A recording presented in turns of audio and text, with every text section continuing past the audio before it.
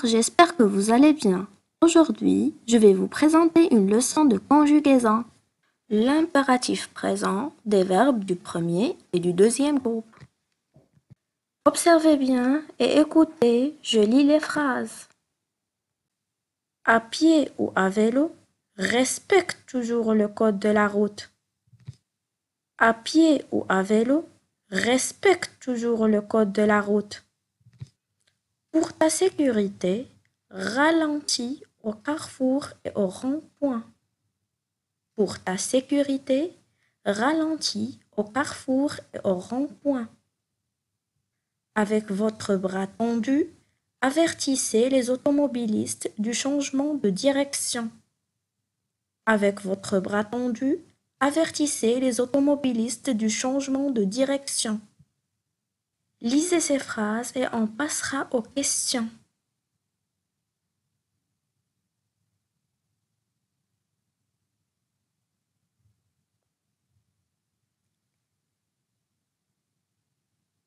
Question.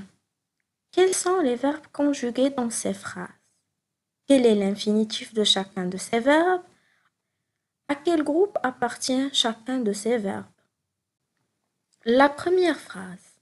À pied ou à vélo, respecte toujours le code de la route. Donc, quel est le verbe dans cette phrase? Oui, c'est respecte. Donc, quel est son infinitif? Oui, c'est respecter. Et il appartient auquel groupe? Exactement, le premier groupe parce qu'il finit avec ER. On passe à la deuxième phrase. Pour ta sécurité, ralentis au carrefour et au rond-point.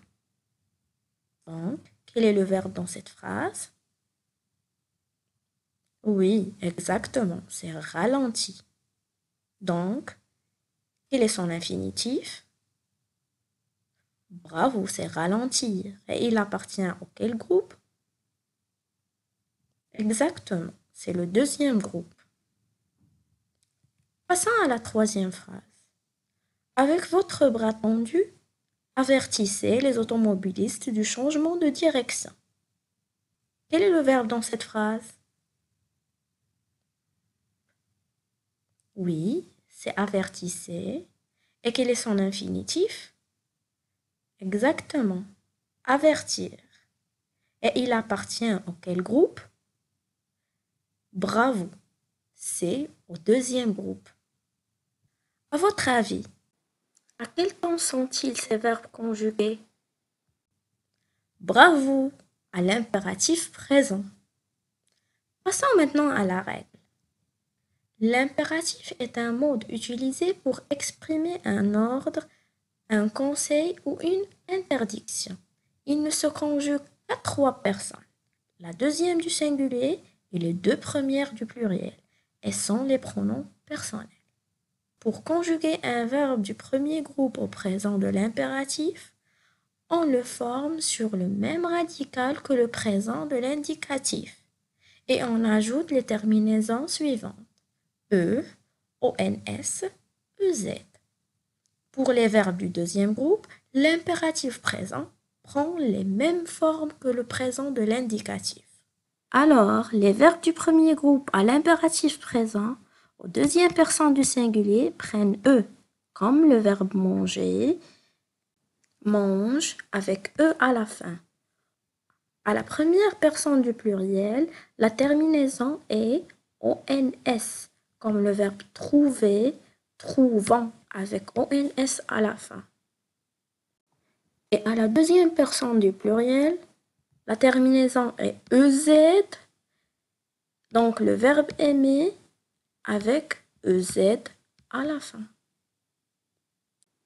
Regardez bien les terminaisons du premier groupe.